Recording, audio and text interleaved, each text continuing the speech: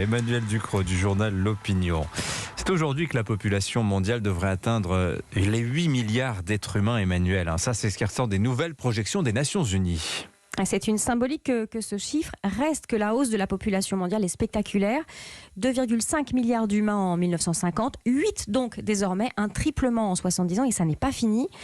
Selon les Nations Unies, nous devrions être 9,7 milliards en 2050 et plus de la moitié de cette augmentation sera concentrée dans 8 pays seulement. Chine, Inde et certains pays d'Afrique en tête. Mais alors la question que tout le monde se pose, est-ce que nous sommes trop nombreux ? Vous savez, Malthus estimait déjà autour de 1800 qu'un milliard d'êtres humains, c'était trop.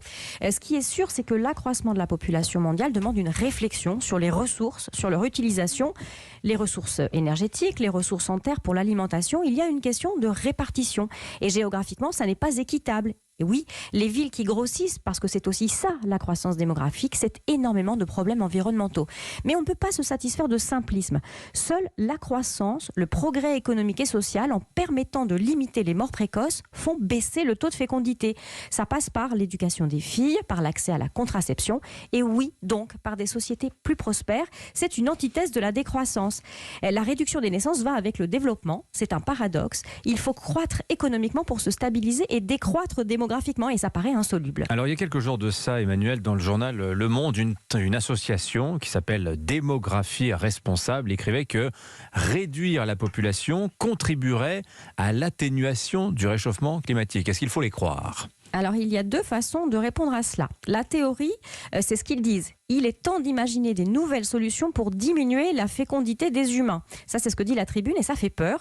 Les solutions, elles ont déjà été imaginées et ça a abouti à des horreurs comme la politique de l'enfant unique en Chine, en tout cas à des solutions autoritaires. La pratique, elle tient en une question. Est-ce que chacun de nous estime qu'il est de trop sur cette terre, que ses enfants sont de trop ? Généralement, la réponse est moins radicale, même si de jeunes occidentaux le pensent.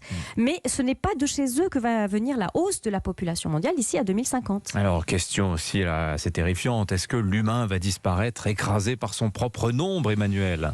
Alors, pour l'ONU, la population mondiale va atteindre un pic dans la seconde moitié du siècle et décroître doucement ensuite. Mais en attendant, les humains doivent tirer les leçons de leur passé. Avant d'imaginer des solutions autoritaires ou nihilistes, on peut faire bien mieux avec les ressources disponibles. Le progrès médical, l'hygiène, l'assainissement de l'eau, le confort ont augmenté.